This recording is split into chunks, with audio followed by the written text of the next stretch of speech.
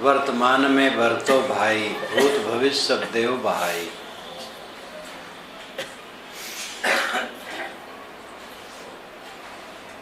भविष्य देह निज छूटी हैं, भूत न आवे हाथ। वर्तमान चिंता हरे, तब कब होए सनात। भविष्य में तो अपना शरीर छूट जाने वाला है, इस क्षण के आगे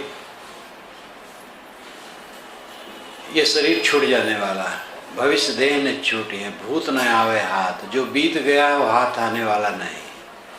और वर्तमान चिंता हरे, वर्तमान में चिंता करके समय को बर्बाद कर रहे हो, तब कब हो सनात, कब सनात हो। इसलिए भूत भविष्य का फेर तज्जो पावे निजराज। सो कस अटके ताए में वर्तमान करिकाज। जो भूत भविष्य का चक्कर छोड़ देता है और वर्तमान में काम करता है, वो अपने राज को पा जाता है। ये श्री विशाल साहेब की साखी है। पहली चौपाई श्री पूर्ण साहेब की। श्री रामराज साहेब ने कहा, संत सदा सोई परमानिक, जो निज घर की सुधि पाए। वही सदैव संत हैं, प्रामाणिक हैं, जिन्होंने अपने घर की सुधि पाई है। इन बातों पर विचार करें। हम और आप सब अपना अपना कहीं घर बनाए हैं, आश्रम बनाए हैं, लेकिन वो घर शरीर के लिए है। हमारा घर कहाँ? बंदे कर ले आप निवेरा, आप जियत लख आप ठौर कर मुए कहाँ घर तेरा। ये अवसर नहीं चेते प्राणी, अंत कोई नहीं तेरा। कहीं कबीर सुनो संतो, कठिन काल को घेरा। ऐ संतो, ऐ बंदे, तू अपने आप का निवेरा कर ले। आप जियत लख आप ठौर कर मुए कहाँ घर तेरा। जीते जीते अपने को लख कि तू कौन है, और अपनी जगह बना। मर जाने के बाद तेरा घर कहाँ होगा, इसका पता लगा। इस अवसर में नहीं चेता तो अंत में तेरा कोई साथी नहीं होगा। काल का घेरा बड़ा जबरदस्त है। क्या जिंदगी यही है, कमाए खाए, बाल बच्चे पैदा करे, उनको पाले पोसे, रीझे खींचे और मर जाए? जानवर पेट भर लेते हैं, प्रजनन कर लेते हैं, बच्चे पैदा कर ले तो उनको पाल पोस लेते हैं, और उनके लिए वो रिश्ते खींचते नहीं हैं। अब आदमी रिश्ता खींचता है जीवन भर। कमाना, खाना, बाल बच्चे पैदा करना, पालना, पोषना, ये जीवन का लक्ष्य नहीं है। कमाना है क्योंकि खाना है, खाना एक मजबूरी है, इसलिए कमाना है। कमाते खाते हैं, जीते हैं। गृहस्थ के बाल बच्चे भी हो जाते हैं, उनको उन्हें निभाना चाहिए। लेकिन ये संसारी धंधा हुआ। आपका जो उद्देश्य है वो क्या है, आप चाहते क्या? मनुष्य के जीवन का उद्देश्य स्थिर नहीं करना है, पहचानना है। हमारे जीवन का उद्देश्य क्या है, मकसद क्या है, लक्ष्य क्या है, गोल क्या है, ये पहचानना है। स्थिर नहीं करना, स्थिर है, प्रकृति द्वारा स्थिर है। केवल पहचान लेना है हम क्या चाहते हैं। परम सुख, दुख नाम की चीज बिल्कुल न हो, केवल सुख सुख हो। तो स्वर्ग की कल्पना की गई। एक लोक है स्वर्ग, वहाँ सोने चांदी के मकान बने हैं, और वहाँ जो जाता है दिव्य शरीर उसका रहता है, और वो बहुत दिन तक जीता, लाखों करोड़ों वर्षों तक जीता है। और इस्लाम और ईसाईयत तो कहते हैं कि वो गया तो सदा के लिए वहाँ रहता है। 30 वर्ष की उम्र का शरीर जैसे होता है बुलंद, वैसे सदा रहता है। और वहाँ पर भोगों को भोगता है, कोई तकलीफ नहीं रहती है, ऐसी कल्पना कर रखी है। लेकिन वो सारी कल्पना यही है कि ऐसा सुख जिसमें दुख ना हो, लेकिन वो बाल लीला है। जब देह कोई धरेगा तो देह छोड़ेगा जरूर, और देह तत्वों के कण से बनती है, वो बिगड़ेगी, स्थिर कैसे रहेगी। इसलिए वो बच्चों का खिलवाड़ है स्वर्ग। हमारी अपूर्ण इच्छाएं स्वर्ग का प्रजनन करती हैं, स्वर्ग का रूप गढ़ती हैं। हमारी इच्छाएं संसार में पूरी नहीं होती, पूरी होगी भी नहीं। इच्छाओं की पूर्ति नहीं होती है, इच्छाओं की निवृत्ति होती है। इच्छाएं पूरी नहीं की जा सकती, इच्छाएं छोड़ करके आदमी सुखी हो सकता है। इच्छा के पीछे पड़ोगे केवल चित्त जलेगा और कुछ नहीं होगा, और इच्छा को छोड़ दो बस आनंद कंद। हम ऐसा सुख चाहते हैं जिसमें दुख नाम की कोई चीज ना हो, और ऐसा सुख कहीं नहीं, पूरी दुनिया में कहीं नहीं। अनुकूल पत्नी, अनुकूल पति, अनुकूल पुत्र पाने के बाद भी वो सुख नहीं मिलेगा। अनुकूल पत्नी या पति मिल गए तो युवक युवती को तत्काल स्वर्ग तो दिखाई देता है, लेकिन थोड़े दिन में नरक दिखाई देने लगता है। पुत्र मिल गया, बड़ा बहुत खुशी, कुछ ही दिन के बाद पुत्र से रीझ खींच शुरू हो जाती है।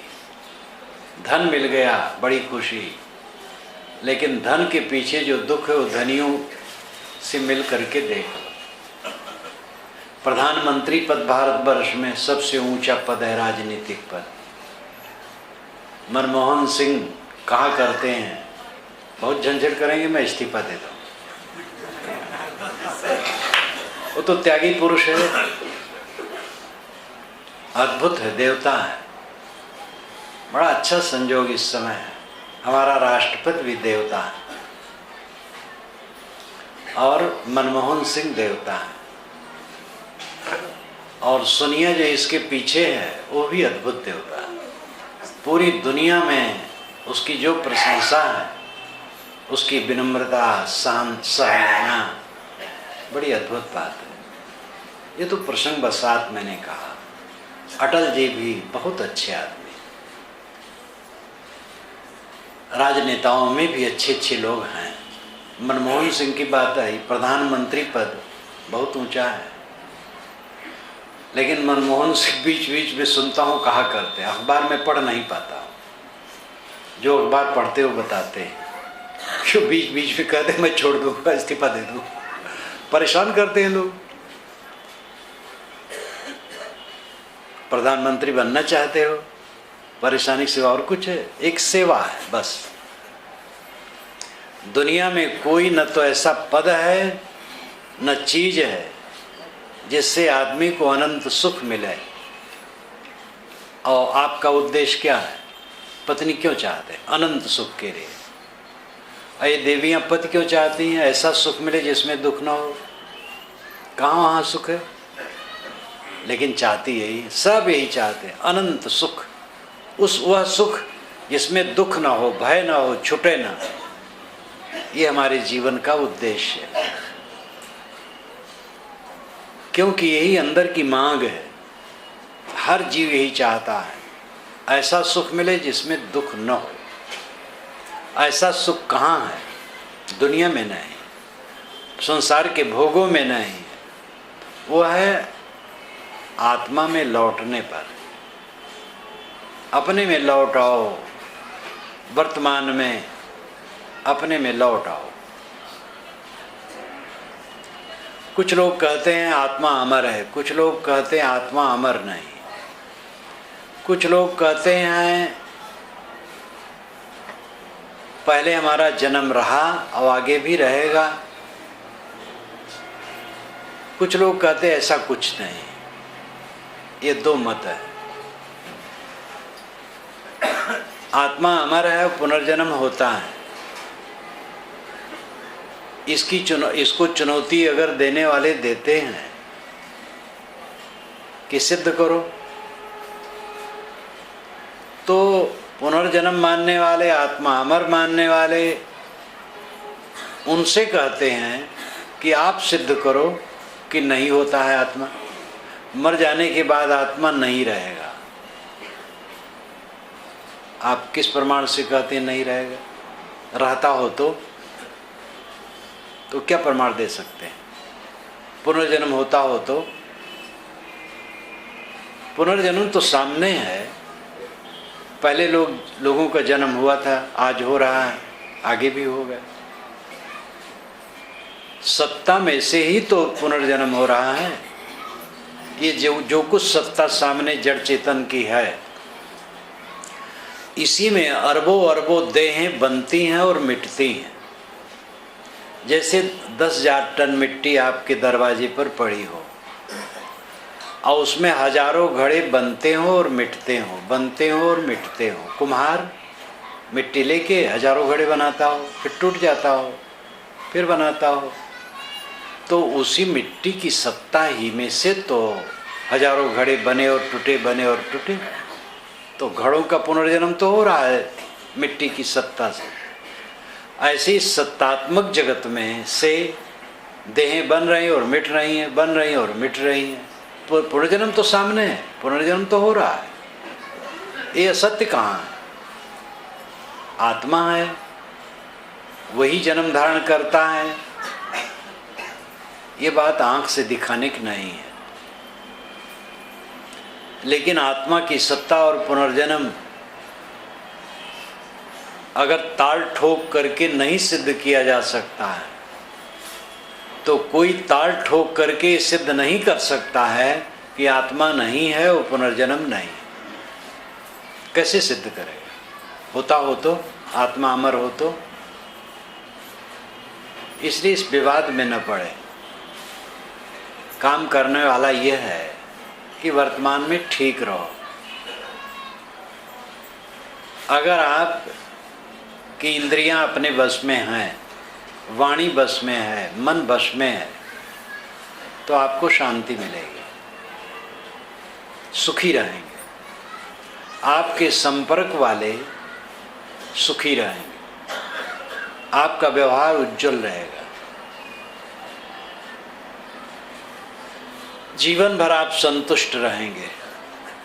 और अगर आत्मा अमर है तो शरीर छूट जाने के बाद आपकी अच्छी स्थिति रहेगी, क्योंकि अच्छा काम कर रहे हैं, अच्छे संस्कार हो रहे हैं।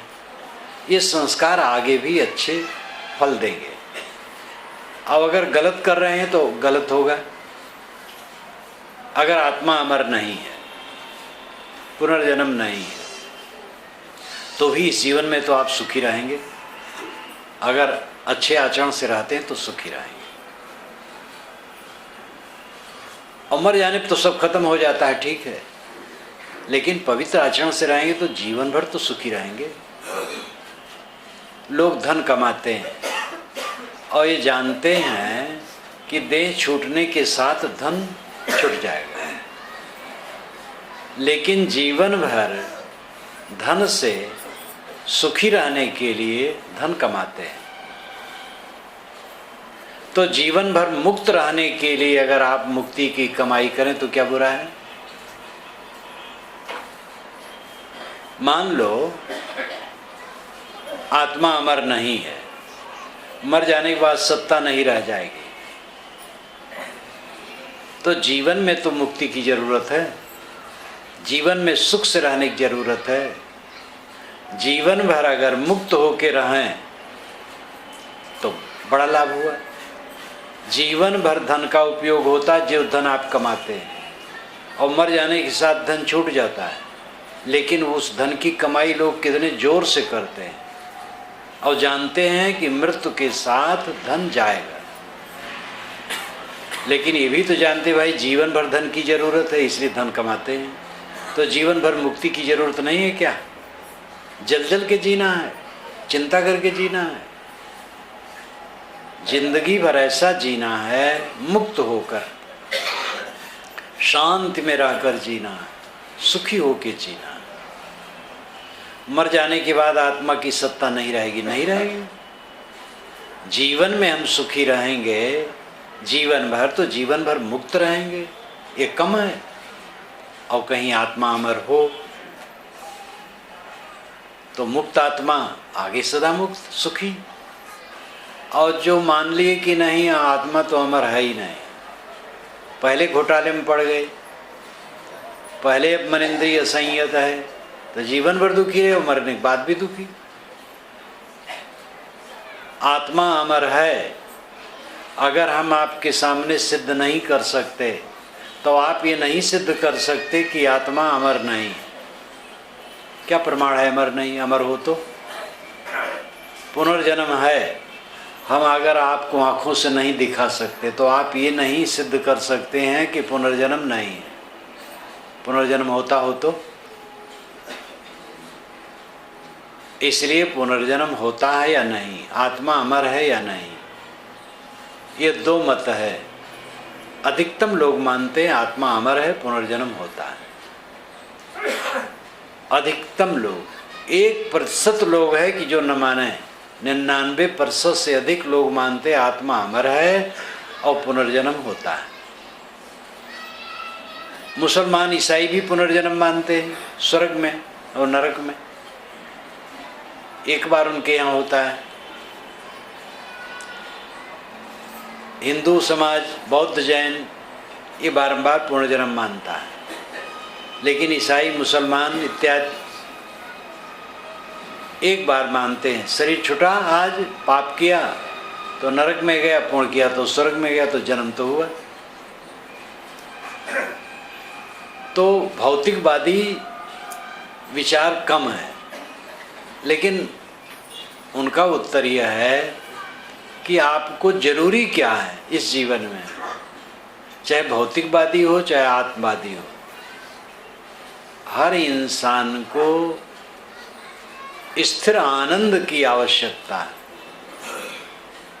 कोई किसी को नहीं चाहता है, सुख चाहता है।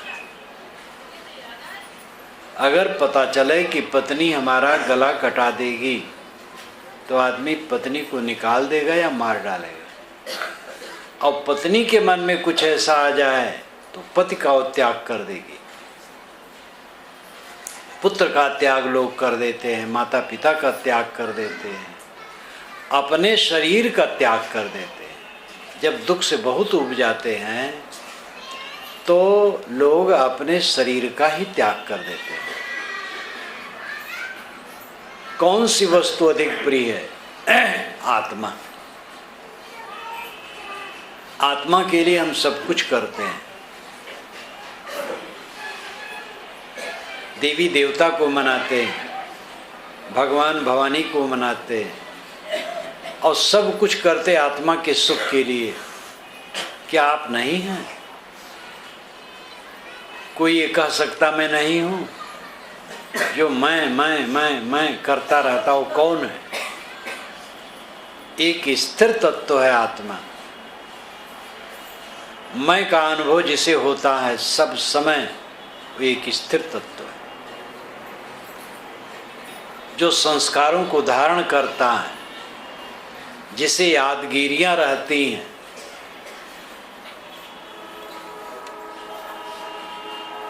जितने अच्छे और बुरे संस्कार हैं उनका धारक कौन है? स्थिर आत्मा। हम कल थे, परसों थे, नरसों थे, 10 वर्ष पूर्व थे, 20 वर्ष पूर्व थे। इसी प्रकार इस शरीर के पहले भी थे, इस अनुमान से कि नहीं थे तो कहाँ से आ गए, और हैं तो कहाँ चले जाएंगे। विज्ञान मानता है कि तत्व का एक कण भी नया बनता नहीं है, और जो है वो मिटता नहीं, केवल संयोग वियोग होता है, बस इतना ही होता है। शरीर हमारा है, ये मिटेगा तो कण कण अलग हो जाएंगे, एक कण भी नष्ट नहीं होगा, बिखर जाएगा, शरीर का रूप नहीं रहेगा, लेकिन एक कण का भी नाश नहीं होगा, और एक कण नया बनेगा नहीं। जड़ तत्व में एक कण न नया बनता है, न एक कण मिटता है। तो क्या चेतन मिट जाएगा और चेतन बन गया? दो विचार वाले हैं। एक विचार कहता है कि जड़ तत्व चिरंतन है, नित्य है, जड़ से ही चेतन बन जाता है। दूसरा विचारक है कि जड़ कुछ नहीं है, चेतन ही है, और चेतन ही के भ्रम से जड़ जगत दिखाई देता है। एक है जड़ाद्वैतवाद, एक है चेतनाद्वैतवाद। जड़ाद्वैतवाद कहता है कि जड़ ही की सत्ता है, चेतन स्वतंत्र नहीं है, जड़ का परिवर्तन चेतन है। चेतनाद्वैतवाद कहता है कि चेतन ही एक सत्ता है, जड़ कुछ है ही नहीं, चेतन का ही विवर्त है, मिथ्या भ्रम है जड़ जगत। ये दोनों गलत कहते हैं। जड़ और चेतन दोनों हैं। जड़ साक्ष्य है, चेतन साक्षी है। जड़ भोग्य है, चेतन भोगता है। दाल भात को लोटा पीढ़ा गिलास नहीं खाते हैं। दाल भात को खाने वाला भोक्ता चैतन्य मनुष्य है। भोग को नहीं भोगते हैं, भोग को भोगने वाला भोक्ता चेतन होता है। इसलिए जड़ पदार्थ जैसे नित्य हैं वैसे चेतन नित्य है।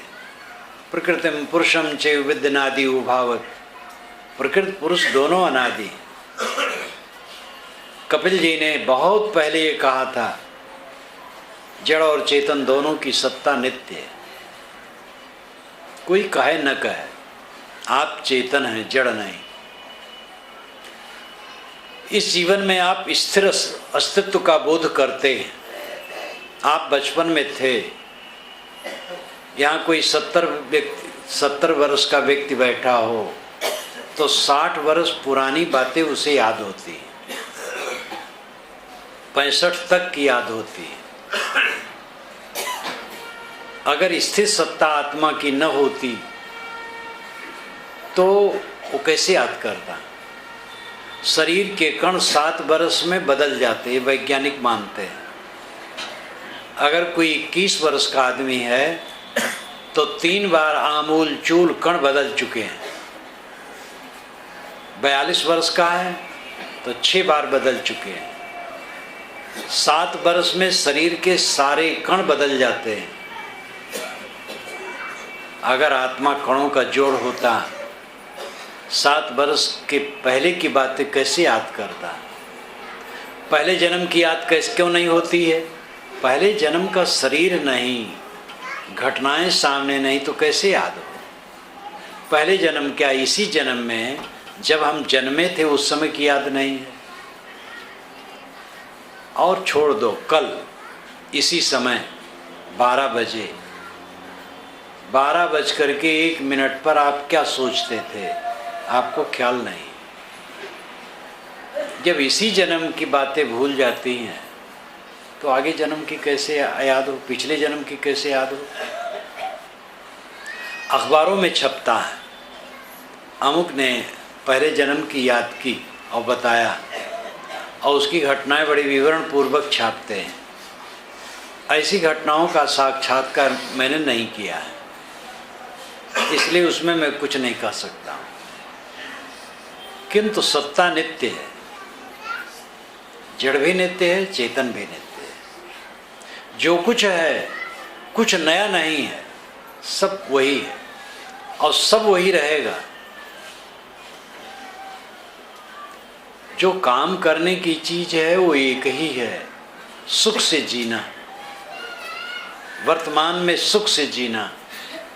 तो सुख से जीने की परिभाषा लोग करते हैं, घर द्वार अच्छा हो, गाड़ी घोड़ा हो, खाने पीने की चीज़ें हो, रुपया पैसा हो, तो सुख से जिएंगे।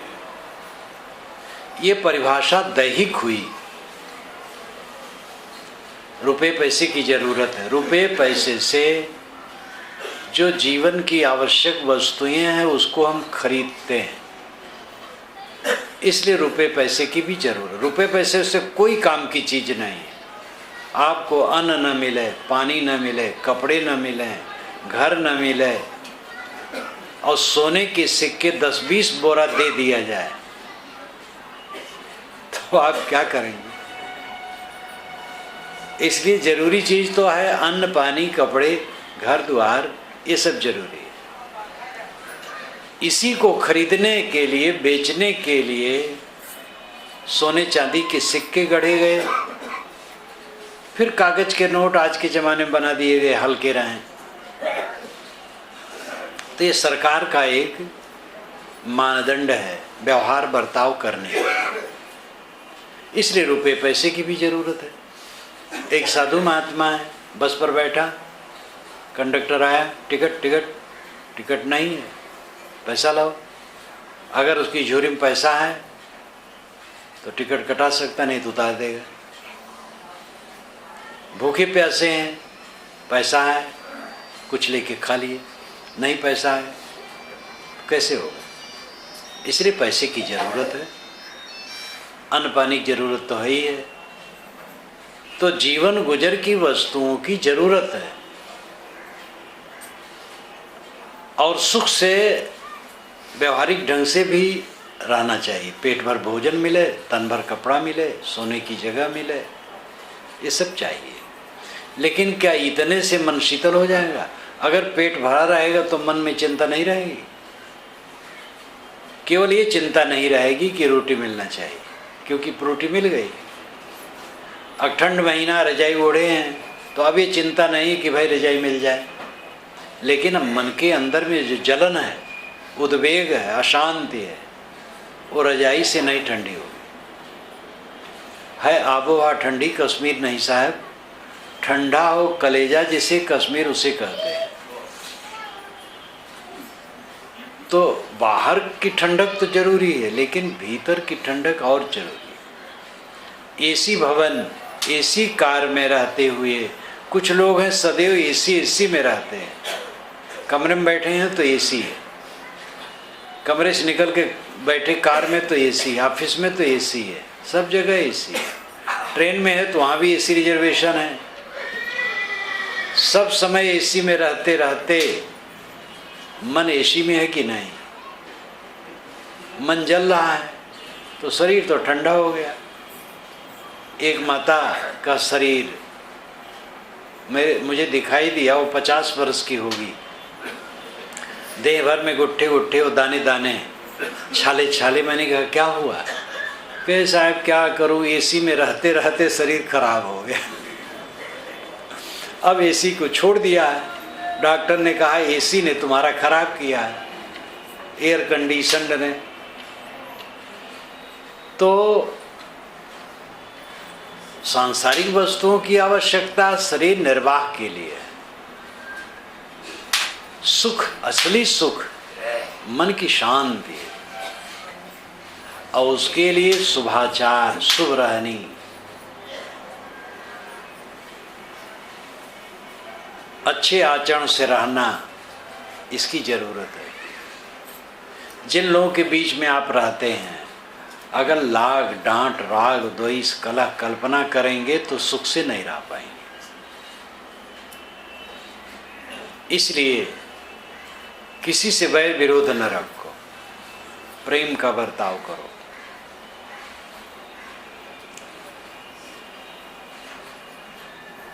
जो दुष्ट जन हैं, जो सुधर नहीं सकते,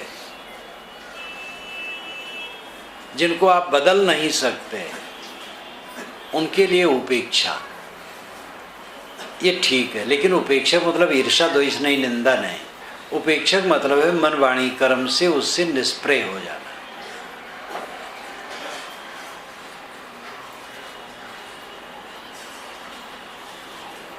कोई सज्जन है उनसे प्रेम करो, संत है उनसे प्रेम करो, सद्गुण मिलेंगे। सुखी लोग हैं उनसे प्रेम का व्यवहार करो, ईर्ष्या फिर मन में नहीं होगी। दुखी लोग हैं उन पर करुणा करो। लेकिन जो जानबूझ करके उल्टा चलने के लिए कमर कसे हैं, उनसे मौन रहो, शांत, उनकी न निंदा करो न प्रशंसा करो, अलग थलग अपने आप शांत। ये उपेक्षा बताई गई है साधना में, मुदिता, मैत्री, करुणा, उपेक्षा, 4 साधनाएं मन को शुद्ध करने के लिए बताई गई।